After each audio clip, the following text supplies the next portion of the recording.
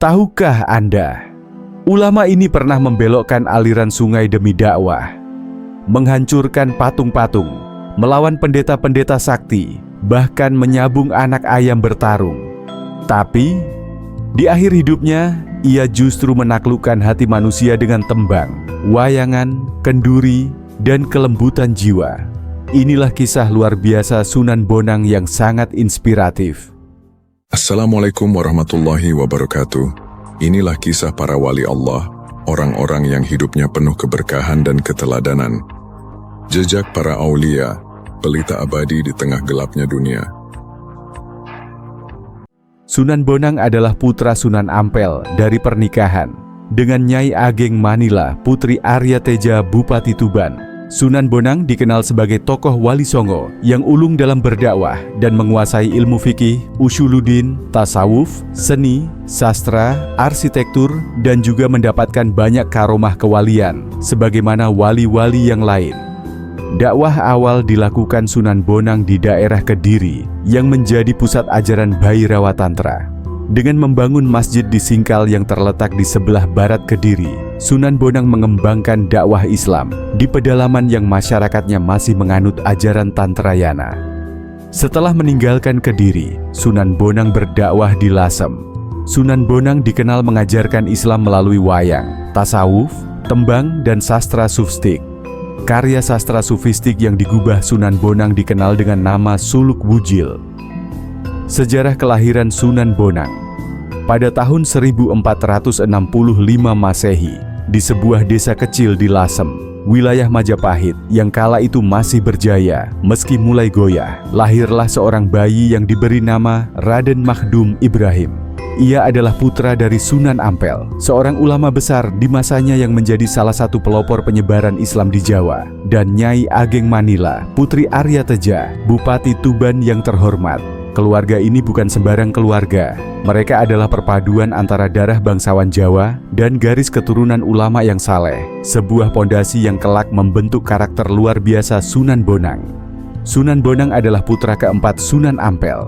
Menurut Babat Risaking Majapahit dan Babat Cirebon, kakak-kakak Sunan Bonang adalah Nyai Patimah bergelar Nyai Gedeng Panyuran, Nyai Wilis alias Nyai Pengulu, dan Nyai Taluki bergelar Nyai Gedeng Maloka.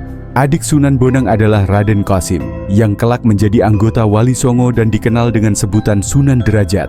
Selain memiliki 4 saudari seibu, Sunan Bonang juga memiliki beberapa orang saudari dari lain ibu. Di antaranya adalah Dewi Murtosiah, yang diperistri Sunan Giri, dan Dewi Murtosimah yang diperistri Raden Patah. Babat Cirebon masih menyebut bahwa dari istri ayahnya yang lain, Sunan Bonang memiliki saudara Syekh Mahmud, Syekh Saban alias Ki Rancah, Nyai Mandura, dan Nyai Piah. Keterangan tentang saudara-saudari Sunan Bonang dalam Babat Cirebon itu dikemukakan juga dalam Babat Ing Gresik yang menyebut nama 9 orang putra Sunan Ampel. 1. Nyai Ageng Manyuran. 2. Nyai Ageng Manila. 3. Nyai Ageng Wilis. 4. Sunan Bonang. 5. Sunan Derajat. 6. Ki Mamat. 7. Syekh Ahmad. 8. Nyai Ageng Medarum. Dan 9. Nyai Ageng Supiah. Lasem, tempat kelahirannya, adalah kota pelabuhan yang ramai, tempat bertemunya budaya Jawa, Tionghoa, dan Islam. Di sini Raden Makhdum Ibrahim kecil tumbuh di tengah keluarga yang penuh kasih. Ayahnya, Sunan Ampel, dikenal sebagai pendiri pesantren pertama di Jawa, sementara ibunya mewariskan darah kebangsawanan Tuban. Sejak kecil, Raden Makhdum Ibrahim menunjukkan tanda-tanda kecerdasan dan kepekaan spiritual. Ia sering mendengarkan ayahnya mengajar para santri di pesantren Ampel Denta, Surabaya, tempat ia dibesarkan. Di sana, ia bertemu dengan tokoh-tokoh muda yang kelak menjadi pengubah sejarah, seperti Sunan Giri dan Raden Patah. Masa kecilnya adalah awal dari perjalanan panjang menuju kebesaran, di mana ia mulai menyerap ilmu dan nilai-nilai yang akan membawanya menjadi salah satu wali Songgo. Selain berguru kepada ayahandanya, Sunan Bonang bersama Sunan Giri pernah berlayar ke Malaka, pusat perdagangan dan keilmuan Islam di Asia Tenggara pada abad ke-15. Di sana, ia berguru kepada Syaikh Maulana Ishaq, seorang ulama terkemuka yang dikenal sebagai ayah dari Sunan Giri. Di bawah bimbingan sang syaikh, ia mendalami ilmu tasawuf. teologi, dan hukum Islam. Namun, ia tak hanya belajar agama, ia juga menguasai seni, sastra, arsitektur, bahkan ilmu bela diri seperti silat. Keahliannya yang beragam ini menjadi modal besar dalam misi dakwahnya kelak. Salah satu karomah yang mulai terlihat sejak masa mudanya adalah kemampuannya menemukan sumber air di tempat-tempat sulit. Di tengah masyarakat agraris Jawa, kemampuan ini bukan sekadar keajaiban, melainkan bukti bahwa ilmunya membawa manfaat nyata. Pendidikan panjangnya di Ampel Denta dan Malaka membentuknya menjadi sosok yang tidak hanya pandai dalam teori, tetapi juga bijaksana dalam praktik. Setelah menyelesaikan pendidikannya, Raden Mahdum Ibrahim memulai misi dakwahnya di Kediri. Pada masa itu, Kediri adalah salah satu pusat ajaran Bhairawa Tantra, aliran kepercayaan yang sudah diikuti masyarakat turun-temurun yang menjalankan ritual-ritual mistis. Dengan semangat membara, ia mendirikan masjid di Singkal, sebelah barat Kediri, sebagai basis penyebaran Islam. Walau dikenal sebagai seorang wali yang alim, Raden Mahdum Ibrahim memiliki karakter yang keras jika terkait tegaknya ajaran agama. Raden Mahdum Ibrahim dikenal memiliki karomah luar biasa yang ditunjukkan saat ia ditantang ajar belacak Ngilo untuk sabung ayam dengan taruhan siapa yang kalah akan menjadi pengikut yang menang. Dengan memerintahkan seorang muridnya, Santri Wujil, Raden Mahdum Ibrahim menjagokan seekor anak ayam untuk menghadapi ayam jago aduan milik ajar belacak Ngilo. Dituturkan bagaimana anak ayam itu awalnya kalah, tetapi setelah tubuhnya diberi tiupan nafas oleh Santri Wujil, anak ayam itu jadi besar, sehingga akhirnya dengan sekali serang ayam, aduan ajar belacak Ngilo tewas, sehingga membuat Santri Wujil memenangkan pertarungan sabung ayam tersebut. Pendekatan dakwah yang lebih keras juga pernah dilakukan Raden Mahdum Ibrahim. Ia mencoba mengubah kebiasaan masyarakat dengan cara langsung, seperti merusak arca-arca yang dipuja penduduk sambil menjelaskan bahwa menyembah arca adalah perbuatan syirik yang dilarang oleh Allah Subhanahu wa Ta'ala. Bahkan konon Raden Mahdum Ibrahim pernah mengubah aliran Sungai Berantas sehingga menjadikan daerah yang enggan menerima dakwah Islam di sepanjang aliran sungai menjadi kekurangan air. Bahkan sebagian yang lain mengalami banjir, sebagai peringatan kepada mereka yang menolak ajarannya. Tindakan ini memicu konflik dengan tokoh-tokoh lokal seperti Ki Buto Locaya dan Nyai Plencing, pendeta penganut setia ajaran Bhairawa Tantra. Dalam sebuah perdebatan sengit, Sunan Bonang menunjukkan kesaktiannya. Ia mengalahkan lawan-lawannya dengan kekuatan spiritual yang luar biasa, yang akhirnya membuat mereka takluk. Tapi kemenangan demi kemenangan justru meninggalkan kehampaan. Kota Doho tetap menolak Islam. Bahkan, beberapa dekade setelahnya, Sunan Giri Prapen membumi hanguskannya. Kota Doho dibakar habis oleh Sunan Giri Prapen karena berkaitan dengan hilangnya Adipati Kediri bernama Arya Wiranatapada bersama putrinya yang telah memeluk Islam. Ini menunjukkan bahwa Kediri masih belum menerima Islam. Sewaktu orang-orang Islam mengepung dan menyerang sisa-sisa kekuatan kafir di kota Kediri, Adipati Kediri Arya Wiranatapada dan putrinya dinyatakan hilang. Arya Wiranatapada adalah mertua Sunan Derajat. Setelah kurang berhasil melakukan dakwah di Kediri, Sunan Bonang pergi ke Demak atas panggilan Raden Patah untuk menjadi imam Masjid Demak. Raden Patah adalah kakak ipar Sunan Bonang. Di Demak, Pangeran Mahdum Ibrahim tinggal di kediaman barunya di Desa Bonang. Sebagai imam yang tinggal di Bonang, masuk akal jika Pangeran Mahdum Ibrahim kemudian disebut dengan gelar hormat Sunan Bonang, yang bermakna guru suci yang berkediaman di Bonang. Namun, tidak lama kemudian, jabatan sebagai imam Masjid Demak ditinggalkannya. Jabatan imam masjid kemudian digantikan oleh orang bernama Ibrahim, yang digelari Pangeran Karangkemuning, seorang alim berasal dari negeri atas angin.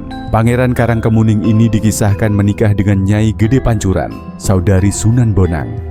Demikianlah, setelah meninggalkan jabatan imam Masjid Demak, Sunan Bonang dikisahkan tinggal di Lasem. Kiranya, pengalaman selama di pedalaman Kediri telah membuat Sunan Bonang sadar bahwa kelemah lembutan sikap dan memahami budaya setempat harus lebih diutamakan dalam gerakan dakwahnya. Akhirnya Sunan Bonang kemudian melakukan suatu pendekatan bersifat asimilatif dengan memberikan corak dan warna Islam terhadap upacara ritual keagamaan Bhairawa Tantra yang ada pada masa itu. yaitu mengubah upacara Pancamakara atau Molimo yang ditandai para jamaah duduk melingkari makanan di tengah-tengah dengan seorang cakreswara sebagai pemimpin ritual yang membaca doa, menjadi upacara kenduri atau selametan dengan doa-doa Islam. Sebutan Anyokrowati atau Cokrowati atau pemimpin lingkaran cakra akhirnya diberikan kepada Sunan Bonang yang mengawali tradisi lingkaran kenduri atau selametan yang diadaptasi dari upacara Pancamakara. Sunan Bonang dalam dakwah selanjutnya menjalankan pendekatan yang lebih mengarah kepada hal-hal bersifat seni dan budaya, sebagaimana hal serupa dilakukan Sunan Kalijaga, muridnya. Selain dikenal sering berdakwah dengan menjadi dalang yang memainkan wayang, Sunan Bonang juga piawai menggubah tembang-tembang Macapat. Kiranya dari pihak keluarga ibunya yang merupakan bangsawan di Tuban, Sunan Bonang banyak belajar tentang kesenian dan budaya Jawa yang membuatnya memahami dan menguasai seluk-beluk yang berkaitan dengan kesusastraan Jawa, terutama tentang tembang-tembang jenis Macapat yang sangat populer saat itu. Sejumlah tembang Macapat diketahui digubah oleh Sunan Bonang. Ia juga menggubah tembang Macapat seperti Kidung Bonang dalam Pupuh Durma yang penuh dengan ajaran tasawuf dan kebijaksanaan hidup. Sunan Bonang juga diketahui selain meneliti pengembangan ilmu pengetahuan, juga telah menyempurnakan susunan gamelan atau menggubah irama lagu-lagu. Sunan Bonang juga telah menambahkan ricikan wayang berupa kuda, gajah, harimau, garuda, kereta perang, dan rampogan dalam pengembangan pertunjukan wayang, sehingga memperkaya pertunjukan wayang. Salah satu kontribusi terbesarnya adalah menciptakan alat musik bonang, sebuah instrumen gamelan yang dinamai sesuai gelarnya. Karya sastranya, Suluk Wujil, menjadi masterpiece sufistik yang mengajarkan tentang perjalanan jiwa menuju Tuhan.